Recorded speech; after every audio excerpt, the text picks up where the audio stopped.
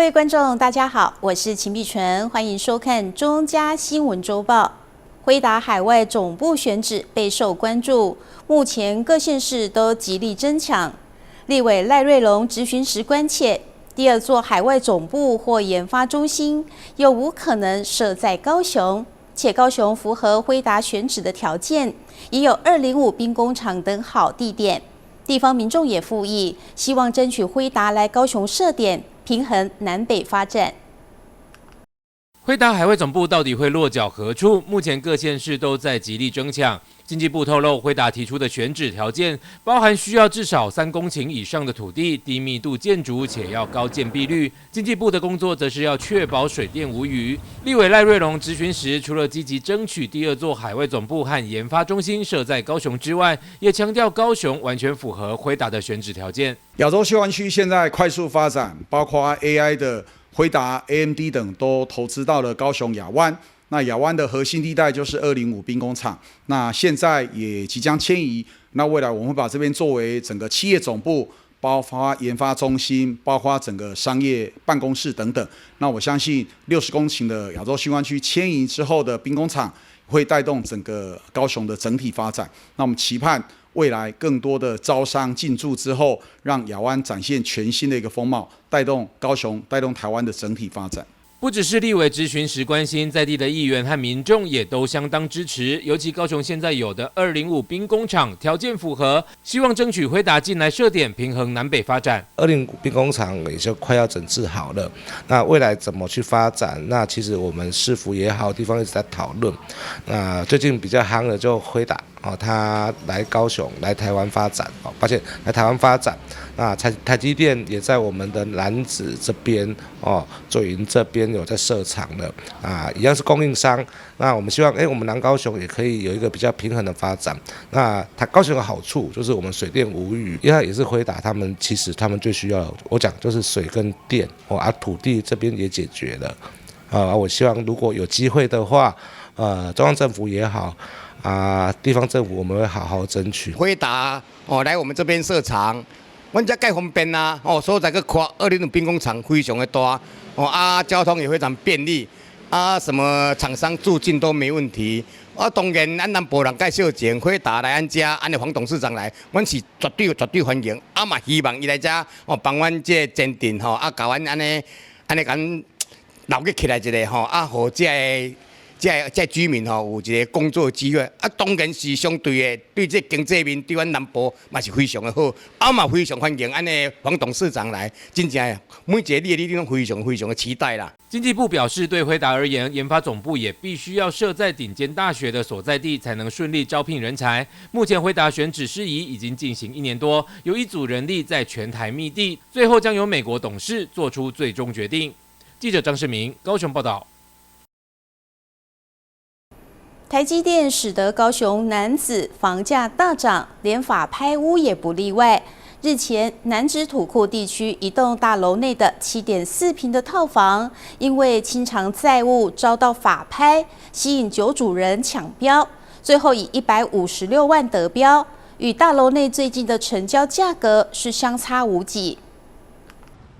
台积电设厂让高雄楠梓区房价大涨，不少投资客转往法拍市场。这栋位在楠梓土库地区屋龄约20年的大楼，内部一间7.4坪的高楼层套房，日前以156万元结标，等于1坪约21万。法拍业者说明，投标时共有9组人抢标，都是看好区段的未来发展。该案本身呢，它临近高雄第一科大周边，也是楠梓早期发展的区块，食衣住行生活机能非常的完善，道路管理制度呢也很完善，租金呢几乎都是在5000到6000区间，对于工薪的阶级以及学生族群来说呢，是低租金的首选。房仲业者表示，目前大楼内的套房成交价每坪大约落在20至23万，法拍价格没有突破市场低价。除了台积电议题，交通方便性也是房屋保值的原因。对，成交的单价大概会落在1坪20到23之间，可能会看里面的屋况会有所差异这样子。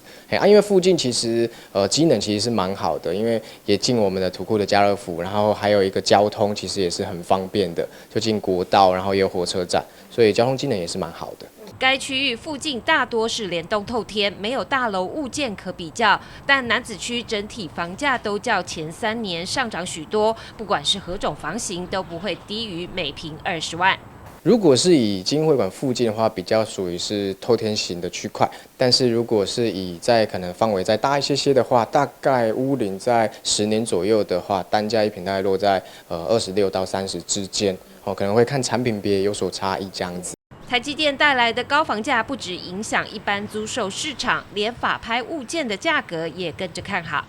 记者吴佩珊高雄报道。年关近，民众都纷纷前往果菜市场采买蔬果过年。但是有眼尖的民众发现，其中一家水果摊顾店的居然是一只老鹰，引发民众好奇拍照，也成为果菜市场难得一见的奇景。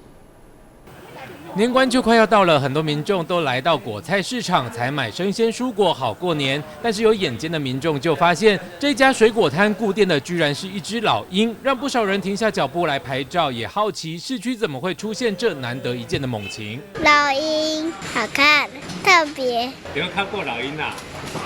没有。第一次看到，很新奇，老鹰啊，很难得看到老鹰。他在顾店吗？没想到居然可以在市场遇到老鹰，对啊，这可能是新老板哦。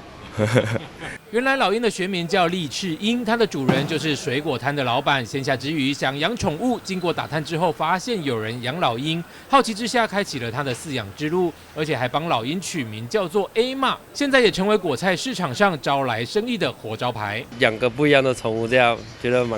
蛮新奇的。我主要在这边做生意就是把宠物带来这样。让他站在这边就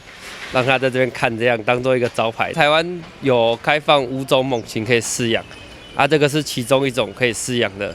叫利翅鹰，它就比较属于比较独立的，所以它就不会说可以一直互动，像这样磨，平常它就是站着。他们比较像伙伴的关系这样，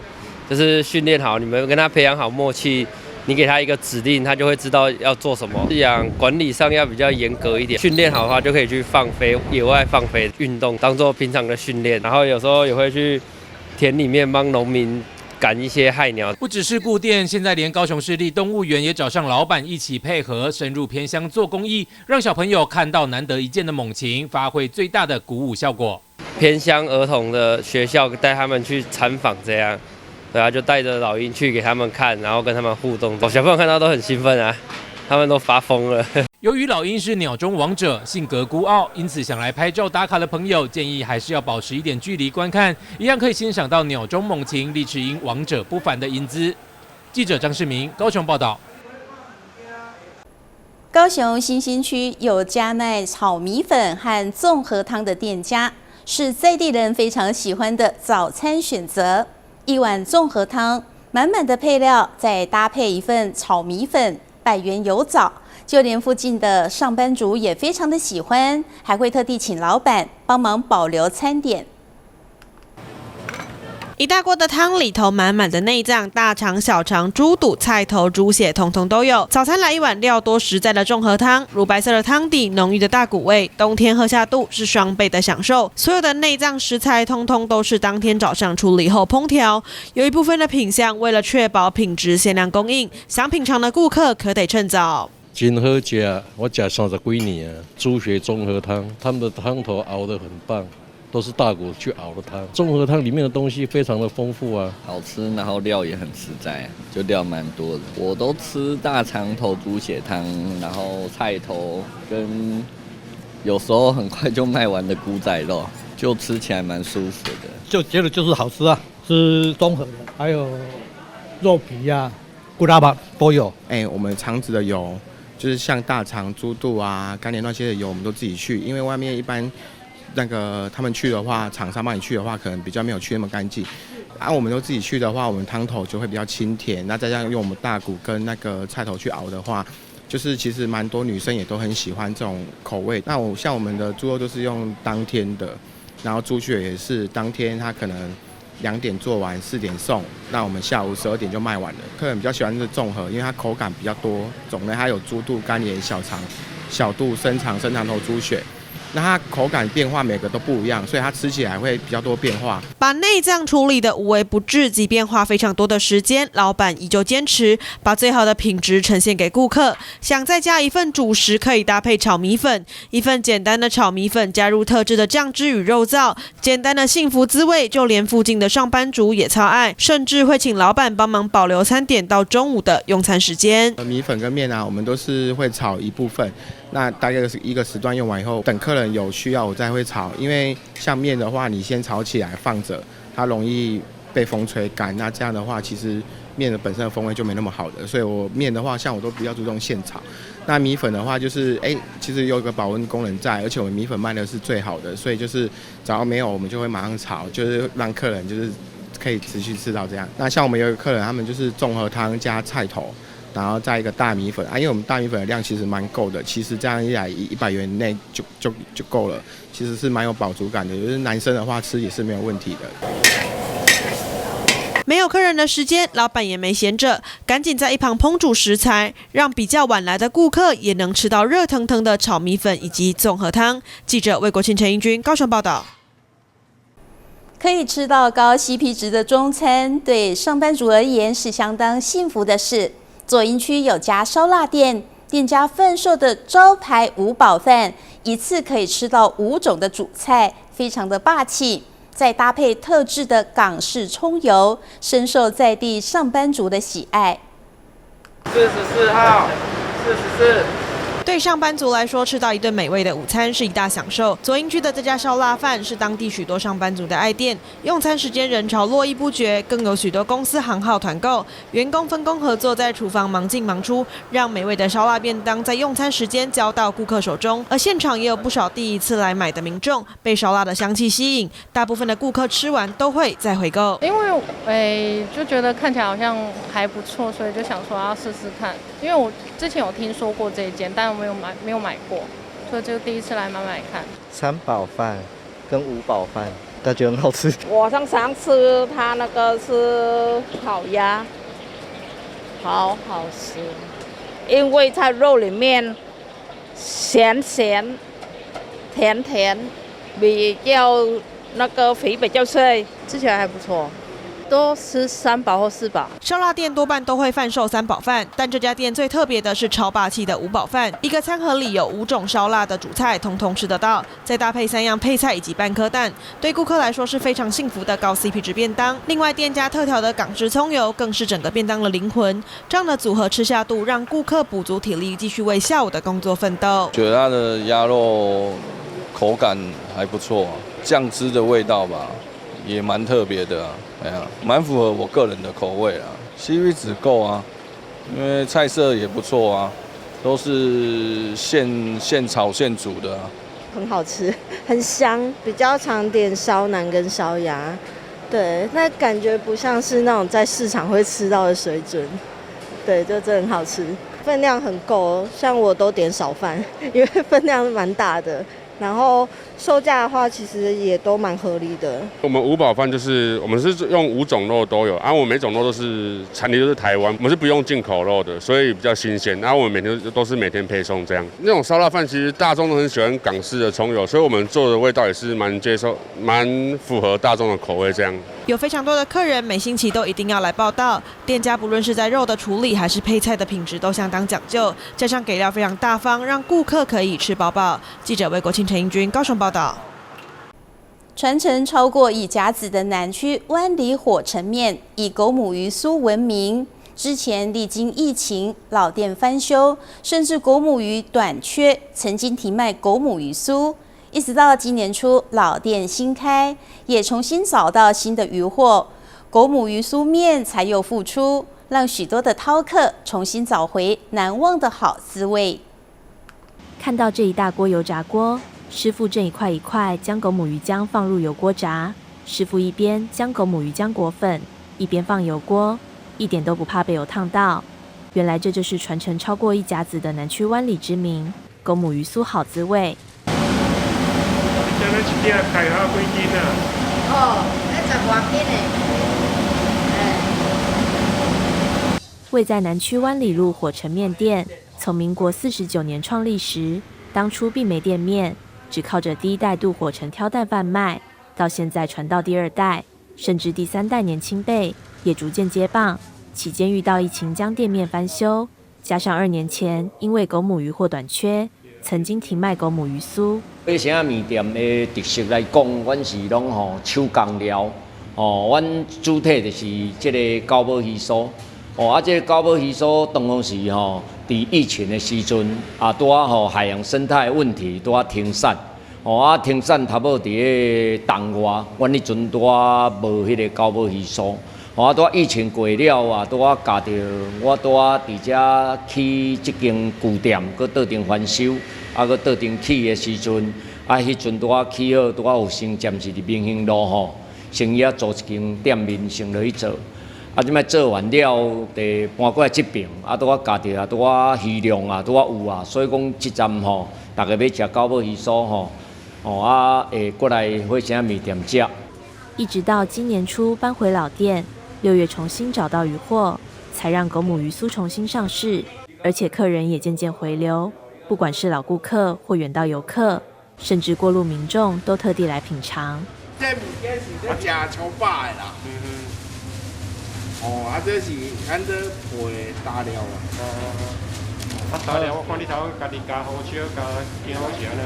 那你较有滋味安尼滋味才会走会出来。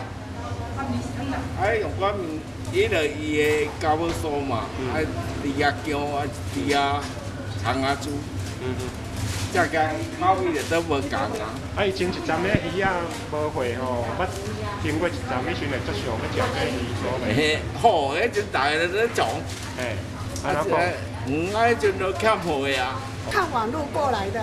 蛮火红的一家店啊。它又是高宝鱼丸，我甲。做传统的物件，所以我今仔来筹生一下，买回家跟家人享用一下，觉得还不错啦。对啊，因为这种传统的东西已经快失传了，所以值得来品尝啊。所以我今天就特地跑过来买回家吃吃看。看到这一大锅油炸锅，一次可以炸10斤狗母鱼酥，加上第2代老板亲自熬煮汤头与勾芡。1天至少要熬煮好几锅，加上店内特色手工料大肠鱼浆、虱目鱼皮、鱼丸、狗母鱼酥等料好实在。不止前总统蔡英文与现任总统赖清德在市长任内也都亲自到店内品尝，因此火城面也有总统面称号。记者林银根台南报道。新北市议员廖宜坤读中学时就出国留学，鲜少在台湾过年，让他非常怀念儿时的年夜菜。今年他特别为大家示范了一道既美味又简单，而且很适合在围炉的时候全家一起享用的五福海鲜羹。观众朋友不妨学起来。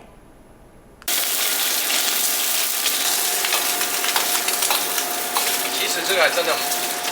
大家要试试看才对。对，没有煮过的要来试，才知道说老婆在家里准备年夜菜的辛苦。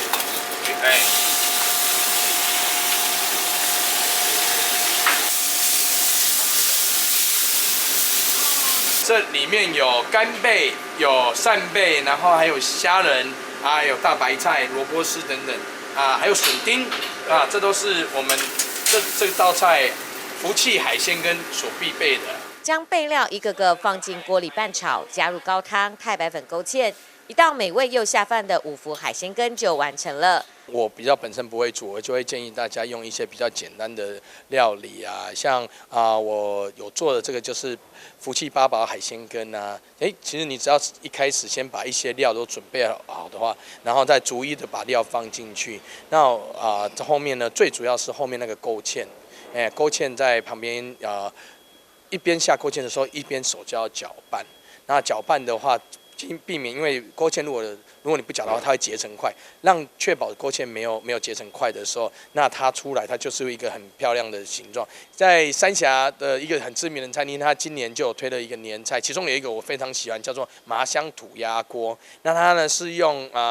来自北港正董的黑麻油，那再加上姜片呢一起爆炒之后呢，再加上特地的这个汤汁跟调味料进去，然后尤其是它这个鸭。它这个鸭是用30多种不一样的中药的料理下去调制而成的。除了自己下厨露一手，廖一坤也请来了好友黄伟成，同时也是三鶯地区知名餐厅业者，为大家推荐几道特色年菜，让不善厨艺或是没有时间准备年夜饭的朋友，也能够享用到饭店级别的丰盛菜肴。年夜饭的餐桌上少不了象征年年有余的白鲳鱼，不同于传统的做法，黄伟成用利落的刀法将鱼身片开，裹上太白粉之后，再将鱼身叠成圆形，一下油锅之后，鱼的形状就宛如太阳一样，再淋上糖醋酱汁，就像一个火红的太阳，让大家新的一年红红火火。过年好，全家团圆的时刻啊，不免俗了，我们就是要鸡鸭鱼肉啊，来让大家团圆的时候啊，能一起共享啊。像这个土鸡也代表说全家给艺术所以过年期间啊不管是我们酬神啊，还是我们家族聚餐一般都是会有一个全鸡，鸡里面的菲力的部位我把它弄成有点像一飞冲天的飞天鸡的感觉也在过年有一个象征喜庆吉祥的意味这样子。这个是我们自己用中药卤制而成的那个猪蹄也有猪脚这个现在的人啊很忙碌啊平常可能没有办法花很多时间在做一些烹煮料理的部分啊我们今年特别有推出帮民众啊先预制卤好的回去只要加热，然后简简单单又加个青菜啊就是一道那个原蹄猪蹄的菜。鱼的部分啊也象征了过年嘛，过年我们常在用的年年有余，那我选用的就是白鲳鱼白鲳鱼我把它片成像太阳的放射的感觉，然后又搭配上我们的糖醋酱这一道我把它称为太阳白鲳也希望说在蛇年大家能更正向更阳光的来迎接美好的一年。年节围炉少不了的鸡鸭鱼肉，业者贴心的推出了特色料理，让全家人在团圆之际也能够轻松的享用美食佳肴，开开心心过好年。记者吕其坤、沈金华新北采访报道。新的一年还没找到对象吗？您可以去一趟台南山上水稻博物馆，馆方引进了日本水占卜求签，把签诗放入水中，字就会慢慢的浮出来。不止新奇，听说还相当的灵验。有人来求姻缘，一次就成功的脱单，意外成为热门的观光景点。手上的空白签纸祈求后放入水中，字就慢慢的浮现出来。这是日本的水占卜抽签。我想要求事业跟学业，通常都是出来然后就看到结果，所以像这种还可以透过这种一个转换的方法让它显示出来，其实蛮有趣的。山上水稻博物馆先前有一款月老香水传出让人脱单的喜讯后，近期又设置水卦签诗，一样也相当灵验。因为有人抽到爱宜速宫的签诗后，就找到理想的另一半，还欢喜的拿喜饼来还愿。即将要结婚了，那就想说，把这份喜悦也带回去水稻，然后再跟工作人员一起分享，也当做一个还愿的一个流程。其实水占卜是一个很特别的一个设置，因为我们这里是水稻，那台湾话讲水跟水所以我们也透过希望来到水稻能够结水跟水缘。结水缘。除了占卜3恋爱运，许多人也会去拜月老，像是正统鹿耳门圣母庙，至今虔诚的姻缘超过6万多对。你先来甲点一支香，来甲参拜，参拜完的时阵，将你的生死八字，甲你的这个住所，甲讲好势，你要求的这个事迹，甲讲安尼了，你较甲跋杯，然后一杯。你会当甲讨迄个姻缘带。其实不只找对象才能来拜月老，求贵人、仕途顺利等人世间的缘分都有管，只要心诚则灵，就有好姻缘。记者宋怀谈的报道。迎接蛇年新春，古亭河滨公园打造首波的花季，高达33725株白色及粉色的醉蝶花。赏花的时间即日起到2月28，3000坪免费逛，还可登上船形的眺望台，夜赏浪漫的球灯。古亭河滨公园花季绽放中，广大3000坪的花海让您漫步赏花。高达33725株白色及粉色的醉蝶花美不胜收，还搭配金鱼草点缀。花海中还加入了大型装置艺术眺望台，让民众一览整片美景。因为花很多，看起来很舒服。你们特地从哪里过来？我们是从日本来游玩的，很久没回来，很怀念这里。很漂亮，我特地从新庄来的。因为我是在网络，我很喜欢拍花，真的很美，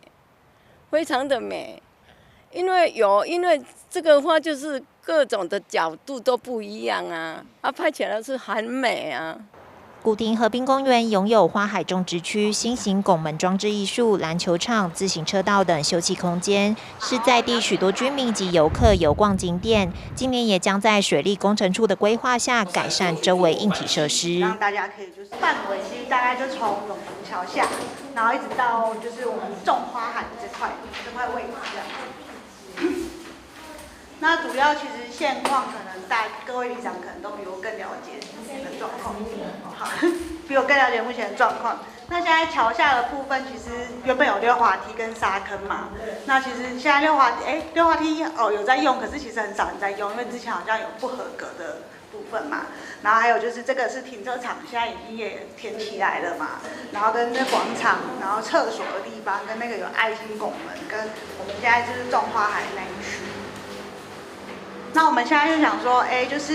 因为之前其实，在水利处最早的规划，其实就这边希望是一个婚纱主题的一个河滨公园。那我们就觉得，那这边其实就可以给它一个，因为这边其实以前古亭是一个水源地，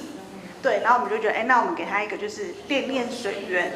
然后花县古亭，对，就是这边以后会有一个花海嘛，就给它这边一个新的定位啦，人家就会想到古亭这边。对，然后我们水的元素就是有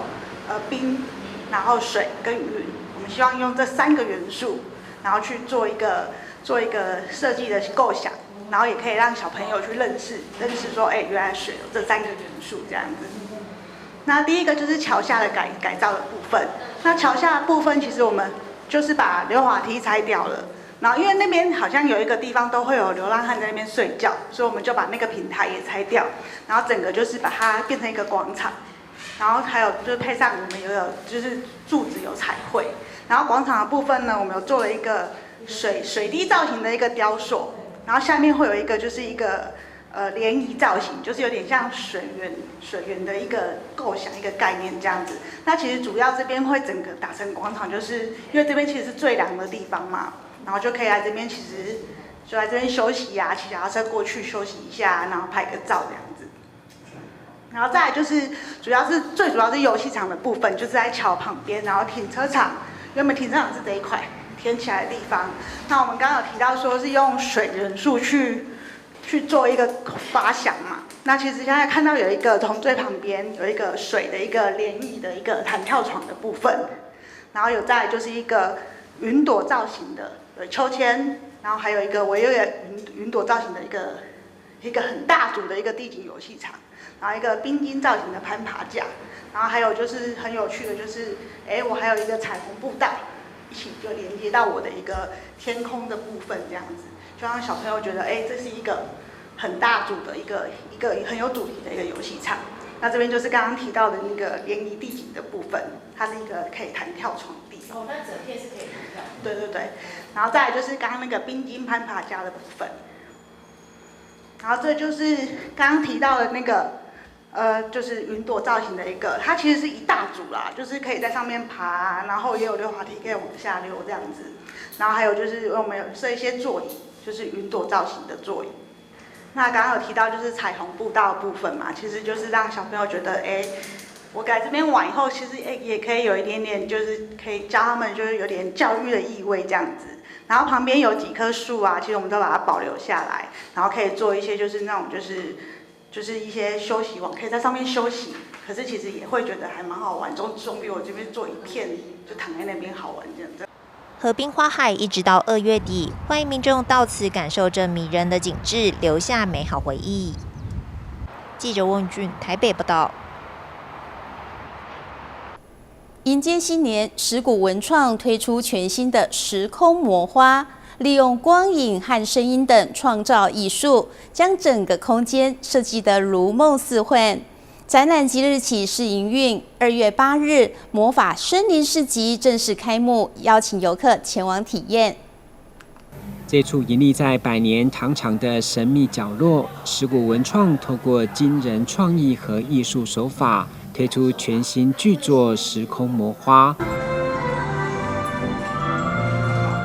游客得先通过一片镜面打造的空间，映入眼帘就是代表无穷生命力的神兽古灵儿和宝宝古灵娃，一起守护这片圣域。今年适逢蛇年，更有新年的吉祥祈福。至于这片象征生命之树所孕育的魔花，透过光影和结构的巧妙运用，也让游客像进入如梦似幻的魔法旅程。它的全部的场景呢是由石鼓文创团队跟我们的电影美术设计的吉娃娃老师，也是郑志涵老师共同携手打造的。那呢，希望将园区打造成为这个魔法园区。那呢，结合动态表演的艺术，让大家一起来感受到台湾文创表演艺术的一个生命力。我觉得那个花是很有生命力的，然后它的那个管线很像仙人掌。然后就觉得说，然后又提到说那个糖精啊、糖啊、砂糖啊，很像沙漠。所以就是结合这些结合起来之后，我们就想到了时空魔花，然后又要结合现在的未来科技，所以我们就让这些花都会变成是机械格的开合花，可以做活动的，也可以跟它互动。光影和结构的变化让昔日糖厂焕然一新，每个细节都散发出与众不同的艺术魅力。至于备受期待的魔法森林市集，也将于2月8号至2月16号集结上百家品牌在园区盛大举行。这除了是台湾首创的沉浸式魔法盛典，另外活动特色黑角域魔法拍卖会更是亮点。很多人都很期待的就是一个魔法的道具的拍卖会。那我们这一次的拍卖会也会在一个糖罐里面做一个非常超现实状态的复古的拍卖会，所以你只要进到那个场域，你好像仿佛电影场景一般。结合奇幻和神秘元素的装置或物件，再次颠覆您的想象，邀请您亲身体验。记者郭文吉台南报道。国立海洋科技博物馆首度展出全国第一件大型鬼蝠魟标本，这只体长将近6公尺。重达1.3公吨的海中飞行魔毯，历经380天的精密修复工程，如今栩栩如生地重现于主题馆的5楼。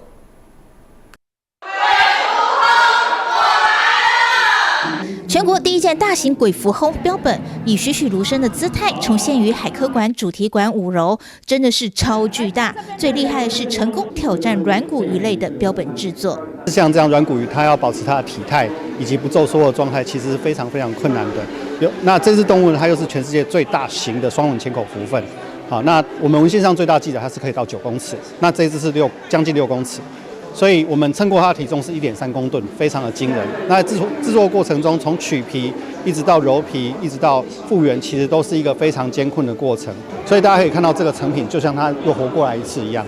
历经380天的精密修复，在产官学界通力合作下，得以完成这一项艰巨的保育标本工程。从他身上理解说我们保育海洋生物的一个用心。那这个案子其实是一个误捕，但在误捕这样的误捕底下，我们让它做一个最好的利用，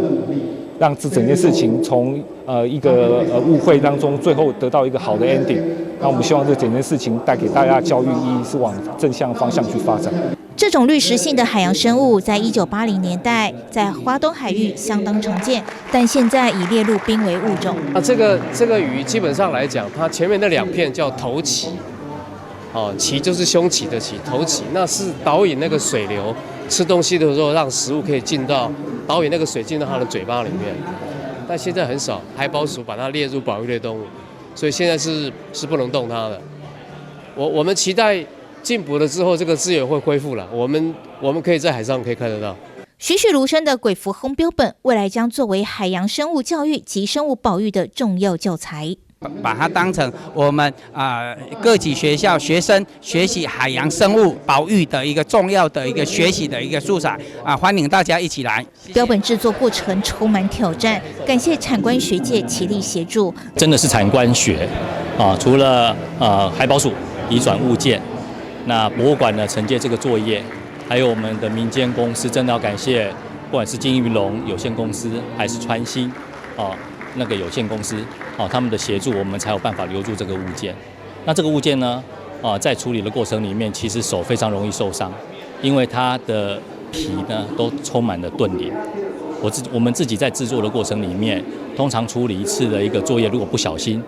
弄的都是伤，那都要至少1个礼拜才会复原。但是不管怎么样呢，大家的心血呢，可以让这一只福妹因为它是雌性，它可以再一次的展示在我们的博物馆里面。这只世界级的海中巴黎巨蜥以俯冲之姿悬吊展示在海科馆主题馆5楼廊道，民众可以近距离观赏，进而了解海洋保育及教育的重要。记者蔡小军基隆报道。年关将近，诈骗集团处心积虑，想要透过各种话术去骗取民众辛苦的血汗钱。土城分局近期启动防诈机制，除了积极到辖区内各邻里、公司、银行进行宣导外，也特别拍摄影片，向民众宣导目前最新的犯罪手法及如何防诈，全力守护民众的钱包。你要警察，冲啊！冲啊！没有，冲啊！没有，我有东西掉了，没关系，没有，我有东西掉了，要动哦，没有，我们查证了。原本在超商内正在面交，将要取走被害人高额现金的车手，一看到警察出现，马上跑起来。不过还是被压制在地。警察一句呵斥，发抖说：“我东西掉了。”没有，我有东西掉了。这下他可能要去牢里再找了。根据内政部公布打诈仪表板数据统计，从111年到113年3年期间，像这样的诈骗车手就有42000人被警方抓获。这样的车手有少有老。东西给你收偌济钱？有啦，抓到，100万嘛。为了非法高利，锁定像邱小姐这样的被害者，就是要把她的钱给骗出来。然后他就说，看你有没有定存啊，如果有定存就解定存啊，不然就是信贷或是保单借贷这方面都 OK 啊。保单、信贷确定都 OK 吗？大哥你好，来办什么业务的？没有的，我要转账而已。被害人真的解除了保单，申请了信贷，这一下规个 K 了了。然后我越想越不对啊，我后来就私下自己去查一些网络，才知道我受骗了。知道受骗了，已经后悔莫及。更扯的是，在新北市土城分局所接获的诈骗事件中，居然发现同一位被害人前后跟诈欺车手面交了5次，真的是比扯哑铃还要扯。诈骗集团得手将近500-600万，几乎将被害人一生积蓄骗光光，差点也害他走向绝路。其实当下心情很不好，因为讲完之后，先生其实他真的很生气，然后前天2夜都不跟我讲话。其实我当下的心情，我在想说，他都不理我，我该怎么办？其实当初也有想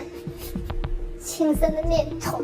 那他也是利用大家的贪心，还有好奇，跟想赌赌看的心态，想要不劳而获，或者是短时间获取大量的金钱，来诱使民众上当。就算没有贪念，不做投资行为，诈骗集团还是有办法可以骗，只是在网络买个东西，也会被诈骗集团给盯上。看着手机，然后看，他突然问了我一个问题。他喊着我老婆的名字说：“某某小姐有你的包裹。”那我就问他说：“你确定你这晚上要买这个东西吗？”他说：“真的有。”然后我们就取了包裹。那取了包裹的时候呢，当下觉得说：“哪里奇怪的地方？”我好像购物的部分出问题。我问他怎么回事，他说他接到了一个讯息，说他在某个网站买了什么东西，但是他操作错误，因为他真的本身就会在线上买一些小东西啊，所以造成多次的那个下定，要他赶快先付款。到了晚上，我老婆在拆开她自己的包裹之后，拆了2-3层的时候，她才发现说这个并不是她所购买的线上购买的物品，那相对的，我们就知道说，这个被诈欺了，连门都没出也能被诈欺，甚至土城分局的员警接获银行通知说有民众要进行大额异常汇款的通知，火速赶到现场时才发现，居然还有人被骗第二次。哦，可是你人家坚持啦，天上不会掉馅饼，天下没有白吃的午餐。伊若会趁钱，伊若讲伊今日才好赚。兄弟啊，你分财产都也都要烧台，还佫讲啊，要帮你趁钱。其实应该第一个就是同理心，因为我们常常教育我们同仁只要民众来报案，你要把他当作你的家人一样，我觉得这才是最重要的。照你讲，伊这大间的公司，敢无一个叫做联丰股份有限公司的一个主要的账户？不可能啊，他怎么会叫你去转汇到他私人的账户里面？所以还是希望民众，第一个保持冷静，第二个千万不要去领大额的款项，或者是变卖黄金，第三个再去面交给别人，这都是对于自己的财产是不当的选择啦。还是一样，自己得来不易财产一定要好好冷静，因为下后看待代理，他们自己赚就好，他们没有需要告诉一个素昧谋生的人这个希望大家能够谨记在心，保护自己的财产。没错，天下没有白吃的午餐。土城分局警员好说歹说，吹个转坡，苦劝民众要保持理智。大概不是说在那个阻止你还是怎么样，我们是，还是怎么样了？好啦，大哥，没关系的，没关系。来了，我们去里面聊聊天就好了啦，好不好？明明桌上就放了警告诈骗告示，还是会被骗。你是想要做什么用途的吗？我女儿叫我帮她汇过去，她要买 AI 的。面对警方的劝导，还会发脾气。你要转给？我要转去买东西的，钱出去就没有了哦。没有了，我要转账而已。基本上这种大笔的转账，我们都会比较这样子弄到，我就不要做了。诈骗无所不在，洗你的钱也洗你的脑。在这过程当中，然后群组里面也很多人，然后那个老师就会教你说不然我帮你想看有什么办法。后来也是傻的就照他的意思去做。曾经是 FBI 通缉的暗网罪犯，如今担任美国政府网络安全顾问的 Brett Johnson 曾说：“如果你还没有被诈骗过，不是你聪明，是还没有遇上为你量身打造的圈套。随时提高警觉，因为这个世界已经沦为诈骗的猎场，不要在疏忽中成为猎物。一旦进了圈套，想跑就比登天还难。”我觉得我们遇到被害人，除了同理心之外，第二个就是稳定他的情绪，第三个就是针对诈骗手法一而再再而三的去帮他破解验证，把他从这个幻局给拉出来，不要再让他深陷泥沼。虽然诈骗集团企业化，手法不断翻新，难以防范，不过警察单位也不是省油的灯，配合防诈仪表板，土城分局防诈机制全面启动。就是要守住民众一分一毫的辛苦钱。记者肖世宏、黄承祥、杜怀胜，土城采访报道。小网红大梦想第3届短片选拔，吸引全国各地50几所学校报名，共选出15名优选，30名的佳作和入选47名，于新北市府举行颁奖典礼。小网红大梦想短片选拔每年都吸引许多有创意的学生投稿参加，借由新媒体要将台湾的特色传给全世界。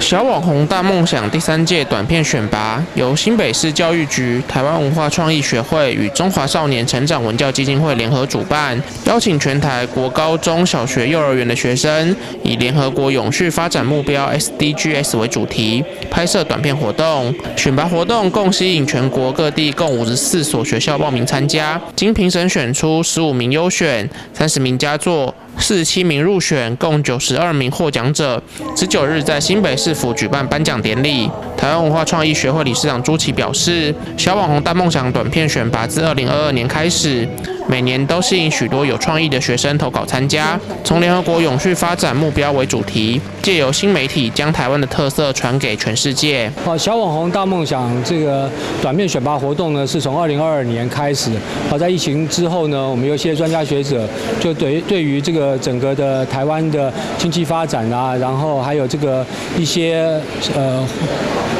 的整个产业的这个推动上面呢，我们都有一些忧心。我们希望透过一些这个活动，能够找回台湾的生机。那这里面呢，我们就是对于联合国永续发展目标的倡议，认为以世界公民以及新媒体的观念和角度的切入那比较容易让社会人能够了解我们台湾推动永续发展的成果。那也透过这个活动的规划以及这个办理呢，然后能够把这些成果借由这个新媒体向全球推广出去。这个也就是我们办理这个活动的主要的一个初衷。理事长朱琦也乐于看见越来越多人注意到永续的议题，并期待明年能收到超过100件作品。那第一届的时候，我们办理就有50几队来参加。那第二届的时候就增加到80几队。那这个都是我们出乎意料之外的。那也因此可以见到说，不论是在学校端或者是家长端，还有学生端，对于这个活动都是热烈的响应。那在第3届我们就迈进将近达100件那当然我们会继续为这个努力。那我们今年一共有94件，然后选拔的结果，这个优选的话有15件，然后佳作有30件，然后剩余的话就是入选那也希望未来大家能够多多支持，在第4届的时候我们有更好能够突破100件的成果。世新大学校长陈清和表示，很高兴看到小朋友们对于永续的看法付诸实现在影片中，这些短影音将呈现在不同平台里，影响更多人，也期盼这些小朋友们能从小学习成长，成为一个世界好公民。我非常高兴看到这么多的小学，这么多的老师，这么多的小朋友愿意参与这个活动。显然，这个协会这个主办单位在各个不同的这个幼园这个资源之下能够给大家有这么一个展现空间。那我看今年的主题就是永续就是联合国的永续，真的非常高兴这个小朋友就开始呢，除了把一些永续的想法开始去做功课，但是呢，他们用自己的表演，用自己的口语，用自己的行动，用自己所拍摄的一些脚本，就把它拍了出来。那这个部分呢，我们就看到这么多的这个短影音呈现在我们的各个不同的平台上头。那一直开始呢，就来影响我们整体的社会。我觉得这件事情就是我们很乐于看到，小网红他有一些大梦想，世界公民可以从台湾起飞。那我们从小做起，变成永续，能够影响大家的一个世界公民。台湾文化创意学会表示，小网红大梦想是世界公民台湾起飞系列活动之一，未来也期待能持续用台湾文化与创意，号召个人和社区参与社会、政治、环境和经济的行动，期盼有一日达成全球永续发展的目标。世界公民，台湾起飞！记者肖世宏新北采访报道。基隆市安乐高中学生林宇贤、江雅柔在物理科刘玉琪老师指导下，开发漂浮型震荡冲击式波浪能转换器。在2024台湾国际科学展览会、全国高中职创意发明竞赛及台湾能永续能源创意实作竞赛中都获奖，展现出优秀的创新研发实力。这套波浪发电装置利用海浪升降带动浮筒，透过转动套筒连接进行发电。一起看到一篇新闻的期刊，然后最后我们发想出的就是用2个圆筒的方式来进行发电，然后最后再进行很多代的改良。我们是从国2升国3的时候，那个时候是第一次接触了一个叫做海洋能源的创意实作竞赛，然后在那个竞赛，我们就是要自己制作出一台波浪能发电机。然后呢，我们就从国中就做到现在高3，那做了大概快4年的时间。那直到现在呢，就是做我们这一台第3代的装置。然后我们还有针对我们未来的研究，做很多的一些改良还有规划。安乐高中学生林宇贤、江雅柔2位同学从国3开始研究近4年，持续改良作品至今，展现出优秀的科研实力。我们目前是到了海洋大学的实验室进行了数值模拟的分析，找那个最适合的桶长，然后还有宽度以及里面的负载铁片数量，还有吃水的宽度。那我们透过了模拟之后，我们将转换效率从原本的0.1% 提升到了5.4%。那未来也希望能够继续进行实验，然后让我们转换效率能够提升到11%。安乐高中致力于能源教育及实作课程将近10年，近年来在各项竞赛中屡创佳绩，像这一件作品就荣获2024年台湾国际科展3等奖、全国高中职创意发明竞赛优等奖，以及台湾能永续能源创意实作竞赛银牌奖。学生的自主学习能力很强，像是运用3D 绘图软体自学绘制模型图，展现高度的学习热忱。那我们期待的下一代的能源转换效率可以达到15%以上。那这2个孩子将来上到大学之后，希望他们能够继续相关的研究，让台湾的永续能源能够朝更好的方向去发展。这项漂浮型震荡冲击式波浪能转换器装置，展现学生的科研能力，也为台湾海洋能源开发提供新的可能。记者蔡小军基隆报道。桃园市中坜仁海宫举办冬季玩斗法会，大批信众涌入参拜还愿。同时，庙方也举办金观音、金妈祖的神像开光仪式，恭迎到殿内安坐。接下来春节期间，庙方也将发送200周年庆红包，甚至总统会亲临赠匾，欢迎信众前往祈福。因有就最近了，开店的时间是都有一批都才给你了。法师拿起朱砂笔，在良辰吉时用宝镜反审天地灵气，为庙殿中央的2尊金神像举行开光点眼仪式。桃园市中坜仁海宫在18号举行甲辰龙年冬季玩斗法会，一早就涌入大批信众参拜还愿，而同时庙方也在庙殿中央请来法师因循传统科仪，举办金观音、金妈祖的神像开光仪式。中坜仁海宫董事长也感谢捐赠神像的文玄企业董事长张焕清，2尊神像都将恭请到殿内安坐，在新的一年并佑信众与和尽平安。今天是中坜仁海宫1年1度的玩斗大法会，那也是我们金身妈祖还有金身观音开光点眼的时刻。那在这里也要谢谢我们台中文玄公司我们张总裁来捐赠。这2尊金身的观音跟妈祖，真的非常的感谢，来保佑我们风调雨顺、国泰民安，地方事时无灾。此外，中坜仁海宫在今年迎来建庙200周年，庙方也预告接下来春节期间的活动，不仅特地准备了200周年庆的红包要发送给信众，总统赖清德也将在大年初2来到庙里参拜并致赠匾额，欢迎乡亲好朋友到时一起前来祈福参拜，沾染喜气。那我们中坜仁海宫，今年刚好200周年，我们将在大年初1再来发放这个发财金。那大年初2，那赖总统也会到中坜仁海宫来发放福袋，那希望大家来共襄盛举。那么我们今年灯会在青埔，台湾灯会在青埔举办，那我们也会在现场来扩大举办这个猜灯谜的活动，希望大家共同来猜灯谜。中坜仁海宫主祀天上圣母，悠久历史与神威显赫，被信众尊称为中坜妈。不仅1年1度的环斗法会挤满人潮，也获得信众发心结缘，获得金身。而接下来中坜仁海宫将欢庆建庙200周年，一系列相关活动陆续开跑，庙方欢迎信众共襄盛举。记者林传报道。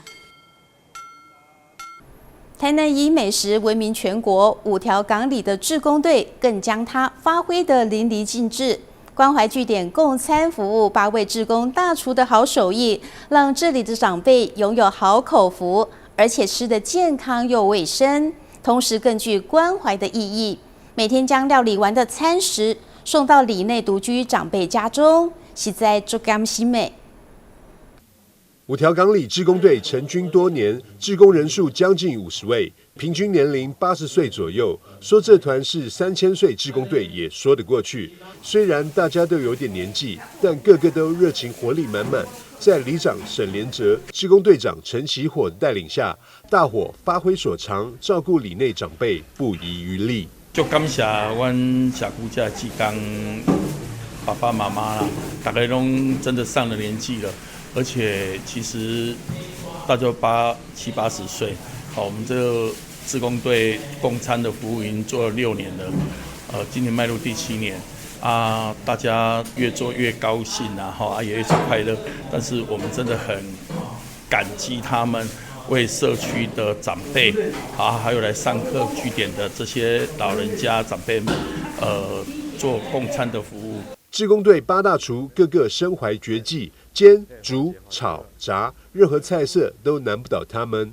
伊就是主厨，大家一起合作的，会使讲伊是副手主厨，做个来我控制的，伊嘛主厨，佮过来我的长老指挥官，佮过来，